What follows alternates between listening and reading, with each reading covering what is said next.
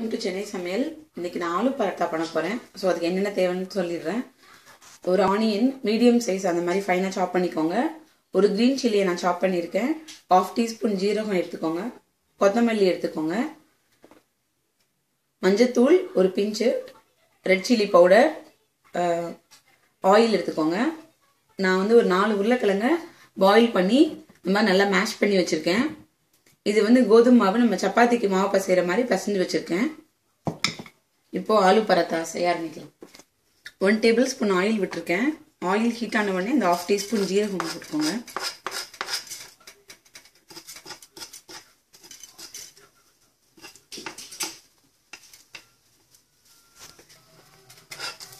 Green chilli போட்டிருக்கேன்.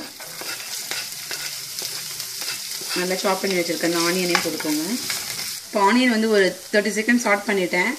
இப்போ இதில் வந்து ஒரு 1/4 டீஸ்பூன் டர்மரிக் பவுடர் போட்டுக்கோங்க. 1/2 டீஸ்பூன் ரெட் சில்லி பவுடர் வந்து நம்ம மேஷ்டு பொட்டேட்டோ ஆட் பண்ண போகிறோம்.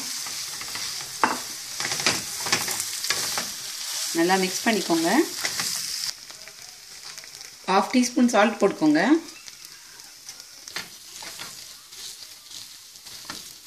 இப்போ நம்மளோட ஆலு பரோட்டாக்கு அந்த ஸ்டஃபிங் ரெடி ஆயிடுச்சு.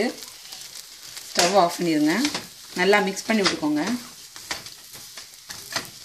சாப் பண்ணி வச்சுருக்க கொரியாண்டர் லீவ்ஸ் அதில் ஆட் பண்ணிடுங்க. இப்போ நம்மளோட ஸ்டஃபிங் ரெடி. இதை பால்ஸ் மாதிரி இது கொஞ்சம் இப்போ ஆறணும், ஹீட்டாக இருக்குது. ஸோ ஆறினதுக்கப்புறம் பால்ஸ் மாதிரி இதை உருட்டி வச்சுக்கணும். நம்ம பண்ண அந்த பொட்டேட்டோ மசாலாவை இந்த மாதிரி பால்ஸ் மாதிரி ரெடி பண்ணி வச்சுக்கோங்க. இப்படி ஆறின உடனே இந்த மாதிரி பால் ஷேப்பில் எடுத்து வச்சுக்கோங்க. இப்போது சப்பாத்தி மாவை வந்து நல்லா அப்படி பால் மாதிரி ரவுண்டாக பால் மாதிரி நல்லா செஞ்சு வச்சுக்கோங்க. இப்போது அதை தேய்க்க போகிறோம்.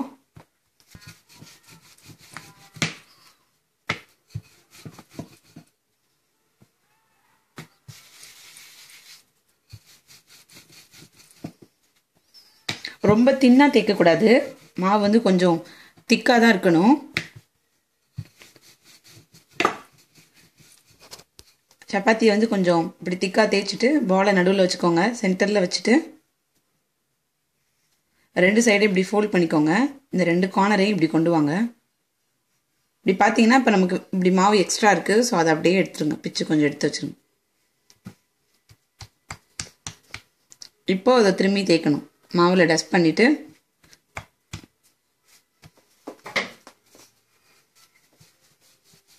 அந்த ஸ்டஃபிங் வெளியே வராமல் தேய்க்கணும்.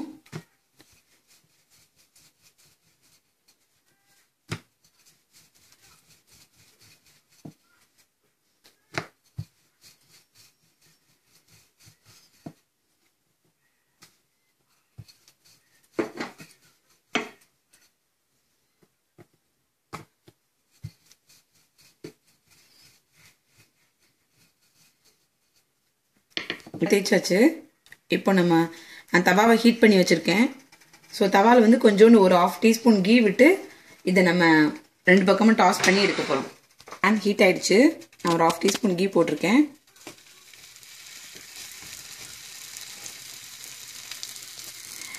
மேலேயும் கொஞ்சோண்டு கீ இந்த மாதிரி தடவி விட்டுக்கோங்க.